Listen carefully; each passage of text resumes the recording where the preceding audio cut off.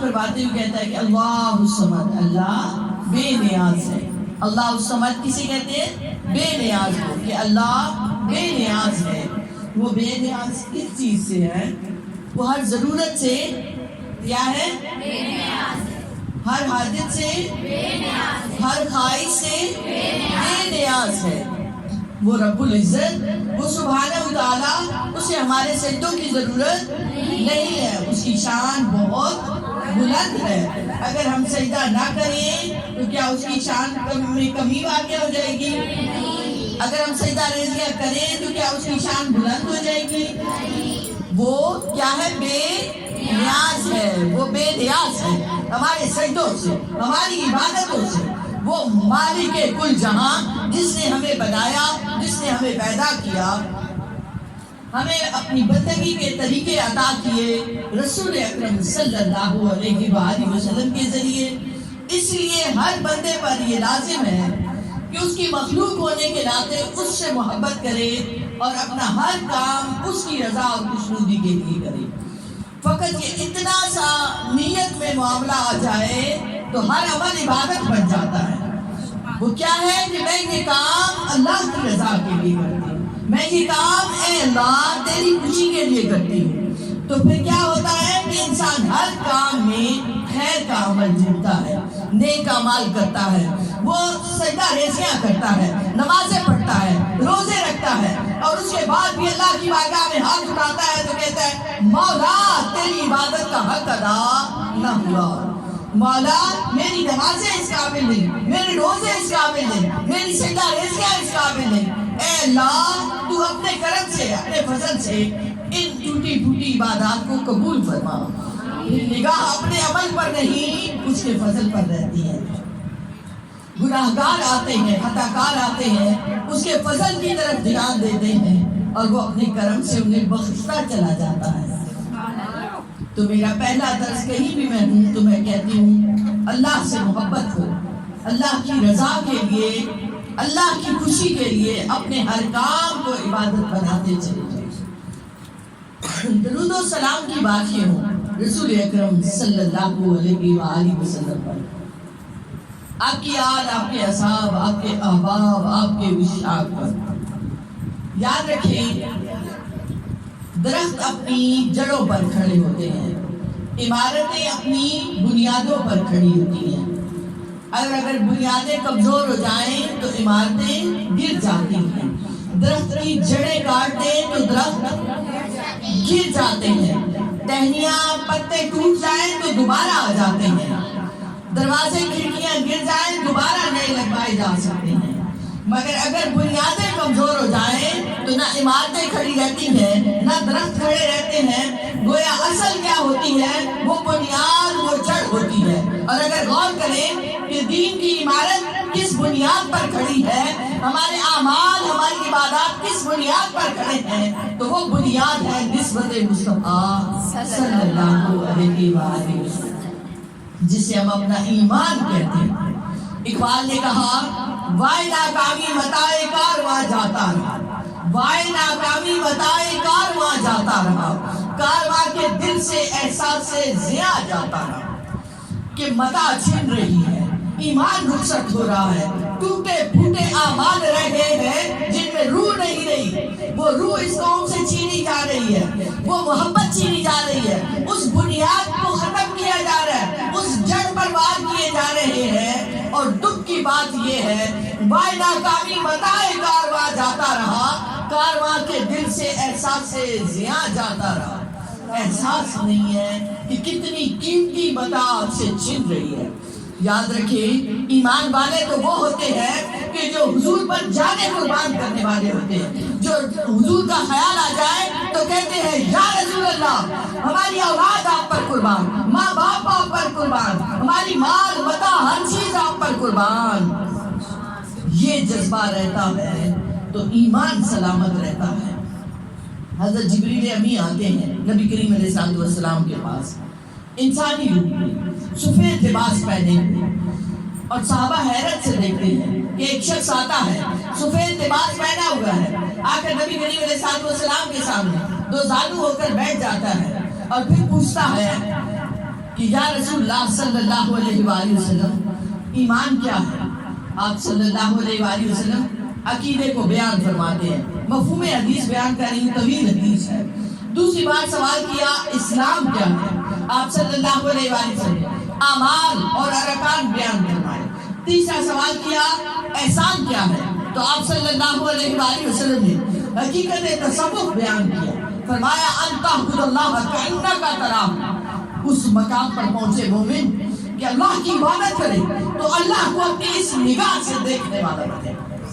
ان تعبد اللہ، کہ تو اللہ کی عبادت کرے کأنک تراہ، گویا اس کے جلوے تمہارے سامنے ہیں، گویا وہ حسن مطلق تمہارے سامنے ہے۔ پھر فرمایا کہ اگر یہ نہیں تو کم از کم یہ صورت ہو کہ وہ مجھے دیکھتا ہے، وہ مجھے دیکھتا ہے۔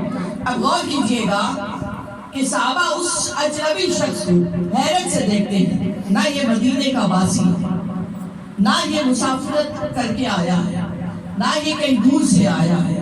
دونوں باتیں انہوں نے کیوں کہی، کیوں ذہن میں آئی؟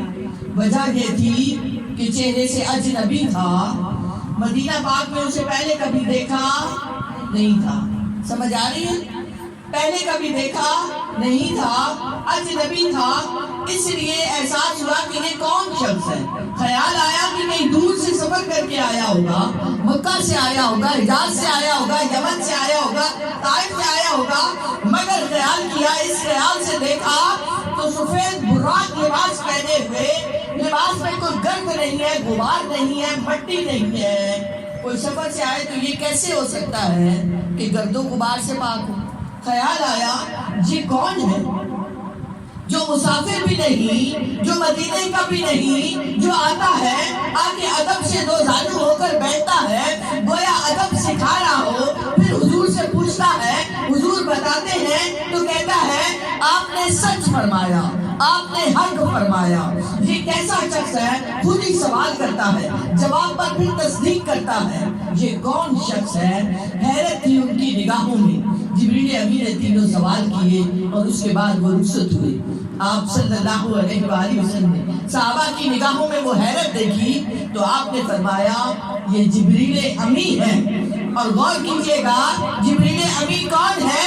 ملائکہ کے سردار، عالم ملکوت کے سردار، نورانی مخلوق، وہ تمام ملائکہ جن کے وہ سردار ہیں، حضور کے سامنے آتے ہیں تو غلاموں کی طرح آتے ہیں، ادب سے آ کر بیٹھتے ہیں، دو زانو ہو کر بیٹھتے ہیں، انسانی روپ میں آتے ہیں اور یہ سوال کرتے ہوئے سبق دے جاتے ہیں۔ پہلا سوال ایمان کیا ہے؟ کہ اہل ایمان عقائد کو مضبوطی سے پکڑنا، عقیدے کو مضبوطی سے پکڑنا۔ اس کے بعد آیا اسلام کیا ہے؟ تو حضور نے ارکان اسلام بتائے۔ یہ نہ ہو کہ نماز روزے میں لگے رہو، عقائد میں خلل آ گیا، حضور کو اللہ کا وہ نبی، وہ آخری نبی، محبوب نبی نہ سمجھا، ان سے نسبت نہ جوڑی تو اسلام اور ارکان نیچے رہ جائیں گے، عرش تک نہ پہنچ پائیں گے۔ علماء کہتے ہیں کہ گویا یہ سبق بتا دیا کہ تم سب مسلمان ہو، مسلمان ہونا الگ بات ہے، مومن ہونا الگ بات ہے۔ ایک اور جگہ سورہ حجرات میں آتا ہے کہ بدو آئے، اعرابی آئے اور آ کر انہوں نے اسلام قبول کیا۔ یہ ارد گرد کی بستیوں سے لوگ آتے، اسلام قبول کرتے اور اس لیے کرتے کہ حضور اکرم صلی اللہ علیہ وآلہ وسلم محتاجوں کو کھانا کھلاتے ہیں، کوئی بھوکا نہیں رہتا۔ تو وہ اس خیال سے اس تمام میں آ کر مدینہ پاک میں آئے، اسلام قبول کر لیا۔ اب وہ صبح و شام آ کر احسان جتلاتے کہ ہم آپ پر اسلام لے آئے ہیں، ہم نے اسلام کو قبول کیا ہے۔ تو اللہ نے فرمایا قرآن مجید میں سورہ حجرات میں آتا ہے قالت الاعراب آمنا، یہ اعرابی آ کر کہتے ہیں اے محبوب کہ ہم ایمان لائے، قل لم تؤمنوا ولکن قولوا اسلمنا، بتائیے انہیں کہ ایمان نہیں ابھی داخل ہوا تمہارے دلوں میں، ابھی تو تم نے صرف اسلام کو قبول کیا۔ علماء کہتے ہیں کہ اسی آیت مبارکہ کو اگر ہم اپنے سامنے رکھیں، ہم نے آنکھ کھولی تو لا الہ الا اللہ محمد رسول اللہ ہمارے کانوں میں پڑا صلی اللہ علیہ وسلم، آپ پر ہماری جانیں قربان ہیں۔ گویا ہم نے اسلام کو قبول کیا، اسلام سے اعلیٰ درجہ اس ایمان کا ہے جو حضور سے محبت اور عشق سے آتی ہے۔ آج بڑے ہی دکھ اور المیہ کی بات ہے کہ حضور اکرم صلی اللہ علیہ وآلہ وسلم کی ذات کو متنازع بنایا گیا۔ یہ آپ ہسٹری اٹھا کر دیکھیں تو انگریزوں نے بیٹھ کے ریسرچ کی کہ مسلمانوں کو کمزور کیسے کیا جائے، تو انہوں نے 3 باتیں اس ریسرچ کے نتیجے میں نکالی۔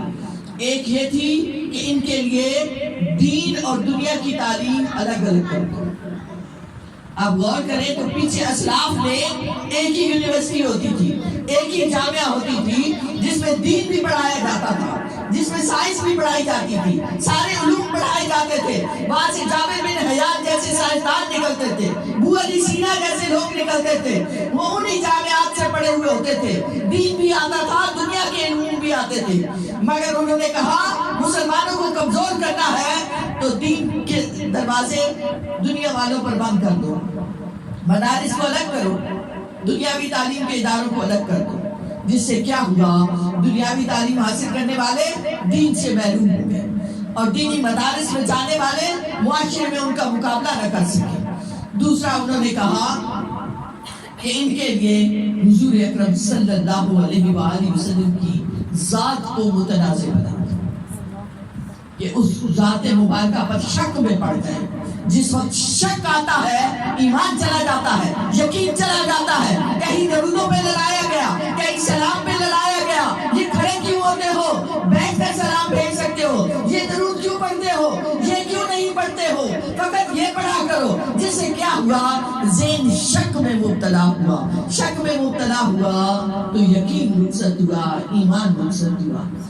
آج ضرورت اس چیز کی ہے کہ پھر سے اس روح ایمان، روح عبادت، روح اعمال کو پکڑا جائے، اور وہ ہے نبی کریم علیہ السلام سے والہانہ عشق۔ اقبال نے کہا کہ یہ ان کی ریسرچ ہے، یہ فاقہ کش جو موت سے ڈرتا نہیں ذرا، اس کے بدن سے روح محمد نکال دو، فکر عرب کو دے کے فرنگی تخیلات، اسلام کو حجاز و یمن سے نکال دو۔ یہ کیا تھا کہ روح محمد نکالو صلی اللہ علیہ وآلہ وسلم۔ جب یہ حضور سے محبت کرتے ہیں تو پھر انہیں نہ دنیا کی پرواہ ہوتی ہے، پھر انہیں کوئی ہرا نہیں سکتا، کوئی شکست نہیں دے سکتا، فتح اور شکست سے بے نیاز ہو جاتے ہیں، کیونکہ ان میں روح مصطفیٰ، محبت مصطفیٰ حسینیت کو جگاتی ہے، شبیلیت کو جگاتی ہے۔ یہ بہادر ہو جاتے ہیں، شجاع ہو جاتے ہیں، ان کی ہمت حوصلے بڑھ جاتے ہیں۔ محبت مجھے ان جوانوں سے ہے، ستاروں پہ جو ڈالتے ہیں کمر، اونچا سوچنے لگ جاتے ہیں، ان کا ویژن بڑا ہو جاتا ہے تو ان کی محبت پر بات ہو۔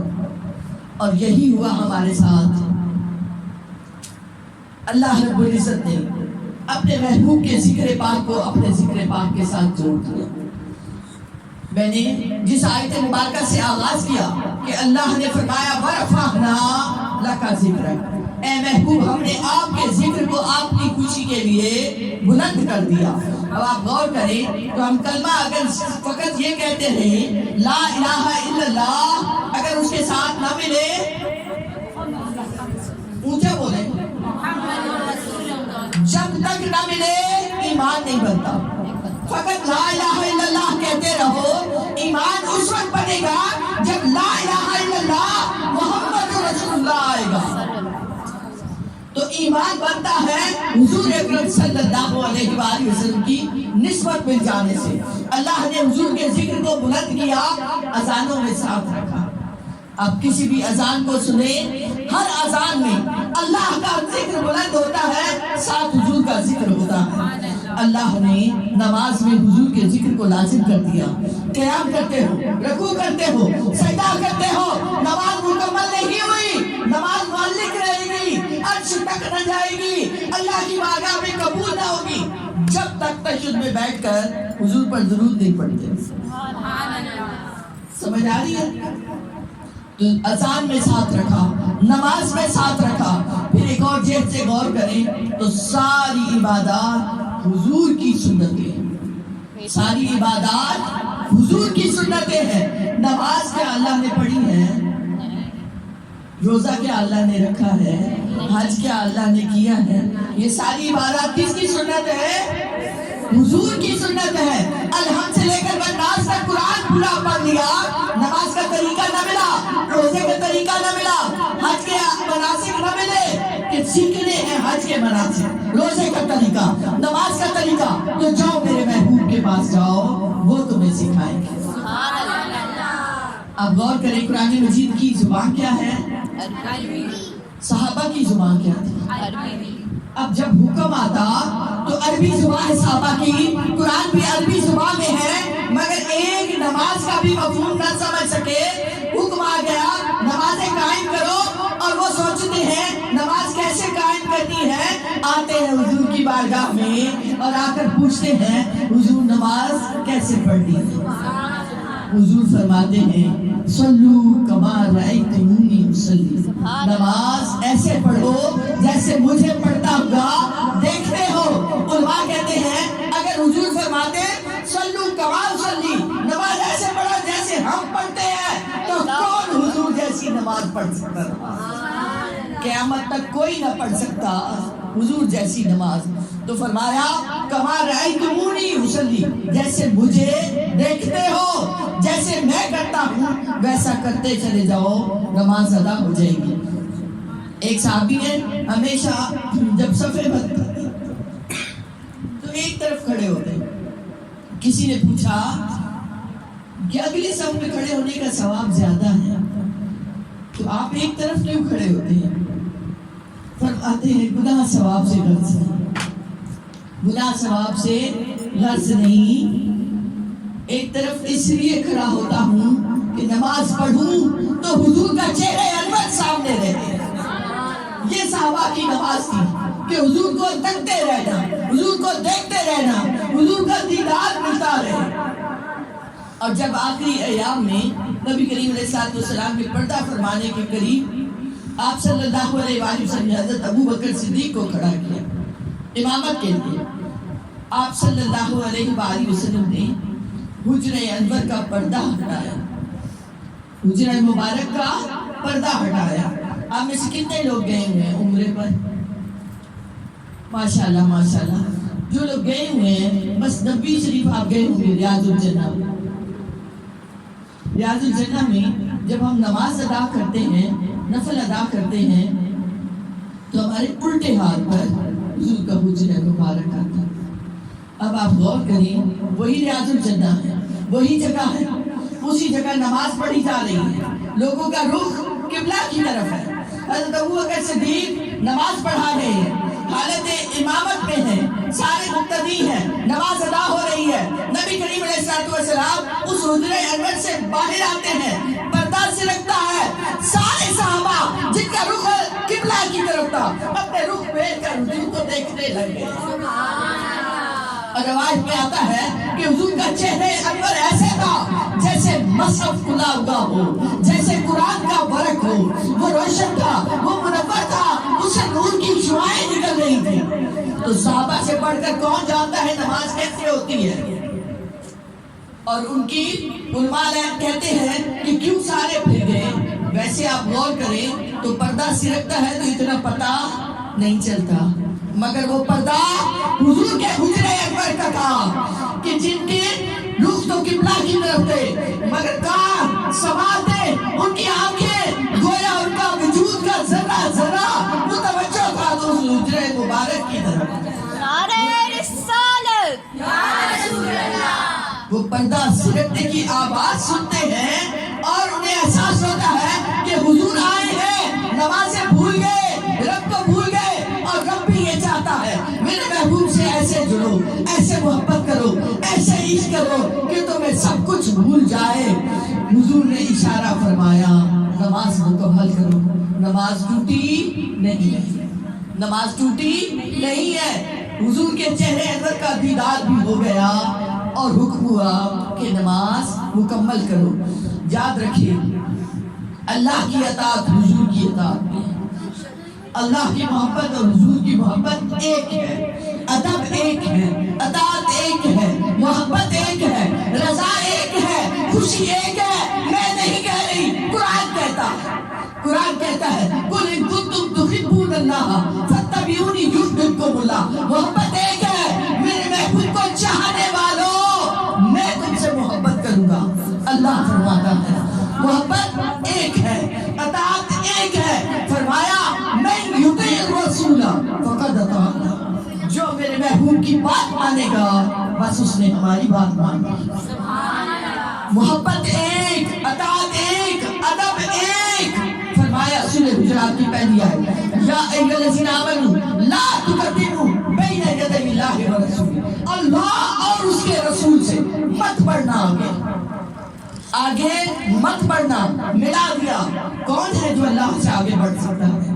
مگر علماء کہتے ہیں کہ اللہ نے حضور کو، رسول کو اپنے ہلاتے ہوئے یوں کہا کہ جس نے میرے محبوب سے آگے بڑھنے کی جسارت کی، خبردار رہو، آگاہ رہو. وہ حضور کا گستاخ گویا اس نے اللہ سے آگے بڑھنے کی کوشش کی. تو ادب ایک، اطاعت ایک، رضا ایک، خوشی ایک. فرمایا واللہ والرسول احق ان یرضوہ. عربی کا قاعدہ ہے دو کے لیے ہما آتا ہے، جمع کے لیے ہم آتا ہے، اور ایک کے لیے ہو کا صیغہ آتا ہے. کوئی عربی زبان جانتے ہوں تو وہ سمجھ سکتے ہیں ہو کا صیغہ ایک کے لیے، ہما کا صیغہ دو کے لیے، ہم کا صیغہ سب کے لیے. اللہ نے فرمایا واللہ والرسول، اللہ اور اس کا رسول احق کو حق رکھتے ہیں ان یرضوہ، ایک صیغہ لگایا، حق رکھتے ہیں کہ انہیں راضی کرو، خوش کرو، خوشنودی میں لگے رہو. علماء کہتے ہیں کہ گویا یہ کہہ دیا میرے محبوب کی خوشی کا سارا اہتمام کرو، جشن بھی مناؤ، خوشیاں بھی مناؤ، ان کی آمد کے ترانے بھی گاؤ، مرحبا بھی کہو، حضور کا تصور بھی کرو. حضور کو خوش کر لو گے اللہ خوش ہو جائے گا. سبحان اللہ. محبت ایک، خوشی ایک، ادب ایک، اطاعت ایک. اور رب نے فرمایا، اور ایک اور جہد سے دیکھیں نبی کریم علیہ السلام کے افعال کا ذکر آیا، حضور کے افعال کا ذکر قرآن میں آیا.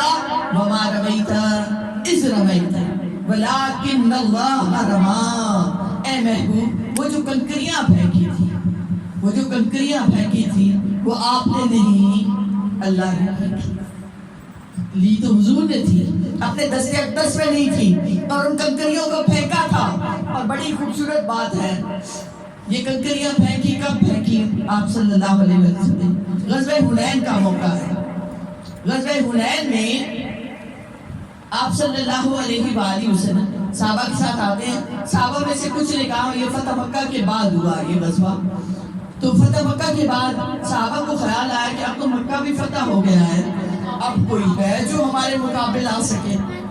ایک فخر اور تکبر کا عنصر آیا.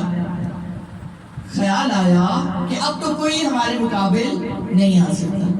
تو اس غزوے میں دشمن نے گھات لگا دی. وہ مختلف علاقوں سے قبائل آئے ہوئے تھے اور حنین کے مقام پر وہ چھپے ہوئے تھے. انہوں نے اچانک مسلمانوں پر وار کیا اور مسلمانوں کے قدم اکھڑ گئے. یہ اسی وقت پکڑ ہو گئی. ابھی جو فخر کر رہے تھے، اترا رہے تھے، تو اللہ کو تکبر پسند ہے. تو ہر فتح کے نسبت تو رب کی طرف، رب کے فضل سے ملی ہے، حضور کے صدقے سے ملی ہے. خیال آیا کہ ہم اب طاقتور ہو گئے ہیں، اب کوئی ٹھہر نہیں سکتا. تو لمحے لگے. غزوہ حنین میں آگے سارے دشمن اور گھات لگائے بیٹھے تھے، تو مسلمانوں کے کیا ہوا؟ قدم اکھڑ گئے. ایک دفعہ عام مسلمان دوڑنے لگے، بھاگنے لگے میدان سے. یہ کیفیت ہو گئی. اس وقت حضور نے کنکریاں اٹھائی. یہ کنکریاں اٹھا کر آپ نے مٹھی میں لی اور مٹھی میں لے کر دشمنوں کی طرف پھینکی. اللہ نے فرمایا وما رمیت اذ رمیت، اے محبوب وہ جو کنکریاں آپ کے دست اقدس سے نکل کر گئی، ولکن اللہ رمی، وہ آپ نے نہیں اللہ نے پھینکی. ہر کنکری نے حضور سے محبت کا ثبوت دیا. ہر کنکری نے پہچانا کہ اسے کیوں پھینکا جا رہا ہے. وہ دشمنوں پر ایسے جا کر لگی کہ جیسے بندوق کی گولیاں ہوتی ہیں. اللہ نے حضور کے عمل کو اپنے عمل سے نسبت دی. دوسری طرف پتھر نے محبت کا ثبوت دیا. پتھر آپ کو سلام کیا کرتے تھے، درخت آپ کو سلام کیا کرتے تھے. ابو جہل جب کنکریاں لے کر آتا ہے نا، وہ پیچھے کرتا ہے ہاتھ کہ مجھے بتائیے ذرا میرے ہاتھ میں کیا ہے. تو حضور نے فرمایا ذرا غور سے سنو اے ابو جہل، وہ کیا کہہ رہے ہیں وہ پتھر، اور وہ کلمہ پڑھ رہے تھے لا الہ الا اللہ محمد رسول اللہ۔ یہ کنکریاں، یہ پتھر انہوں نے محبت کا ثبوت دیا۔ تو اس دن جو حضور نے پھینکی، ایک ایک نے اپنے ہدف کو پہچانا۔ آپ یوں کنکریاں اٹھا کر پھینک کر دیکھیں، ایک ہی طرف جائیں گی اور ایک حد تک جائیں گے۔ آپ کی پھینکی ہوئی ایک ایک کنکر دشمنوں کو ایسے جا کر لگا کہ گویا بندوق کی گولی لگتی ہے، اور دشمنوں کے قدم اکھڑ گئے، مسلمانوں کے جم گئے۔ تو اللہ نے آپ کے اس فعل کو اپنے فعل سے نسبت دی۔ بے شمار ایسی مثالیں موجود ہیں۔ آپ صلی اللہ علیہ وآلہ وسلم نے بیعت رضوان کے موقع پر جب حضرت عثمان غنی کو بھیجا گیا مکہ پاک میں سفیر بنا کر، تو حضرت عثمان غنی واپس نہیں آئے۔ اب حضرت عثمان غنی وہاں گئے۔ اب یہ تصور کریں، ایک دفعہ ذہن میں لائیں، مسلمان نے کہاں سے انہوں نے ہجرت کی تھی؟ کہاں سے ہجرت کی تھی؟ مکہ پاک سے۔ مسلمانوں نے ہجرت کہاں سے کی؟ مکہ پاک سے۔ اور گئے کہاں؟ مدینہ پاک۔ تو اب مکہ ان کا گھر تھا، مکہ ان کے رشتہ دار تھے، مکہ کی وہ زمین تھی جہاں وہ پلے بڑے تھے، جہاں انہوں نے بچپن گزارا تھا، جہاں خانہ کعبہ تھا، جہاں قبلہ تھا، جس کی طرف رخ کر کے وہ مدینہ پاک میں نمازیں پڑھتے رہے۔ اب جب مسلمان آئے، مکہ پاک فتح ہونے کے قریب ہے، صلح حدیبیہ کا موقع ہے، عمرے کے لیے آئے تھے، تو آپ صلی اللہ علیہ وآلہ وسلم نے حضرت عثمان غنی کو سفیر بنا کر بھیجا۔ اب ہر ایک کا دل چاہتا ہے کہ وہ طواف کرے، خانہ کعبہ سامنے آ جائے، اتنی دور سے آیا ہے، عمرہ کرنے آیا ہے، موقع مل گیا مکہ پاک جانے کا، تو طواف تو کر لے، اپنا عمرہ تو کر لے، احرام باندھا ہوا ہے۔ عثمان غنی جاتے ہیں، کفار مکہ کہتے ہیں اے عثمان غنی آئیے خانہ کعبہ کا طواف کر لیجیے۔ حضرت عثمان غنی فرماتے ہیں رضی اللہ تعالیٰ عنہ، نہیں، عثمان طواف نہیں کر سکتا جب تک میرے آقا طواف نہ کرے، جب تک میرے آقا طواف نہ کرے۔ ادھر صحابہ میں چمگوئیاں ہونے لگی، سرگوشیوں میں باتیں ہونے لگی کہ عثمان کو تو موقع مل گیا، وہ تو طواف کر لیں گے، وہ تو عمرہ کر لیں گے۔ حضور فرما رہے ہیں عثمان طواف نہیں کرے گا، عثمان عمرہ نہیں کرے گا۔ اور واللہ حضرت عثمان غنی نے عمرہ نہ کیا، طواف نہ کیا۔ جب تک حضور نہ کریں گے ہم طواف نہیں کر سکتے۔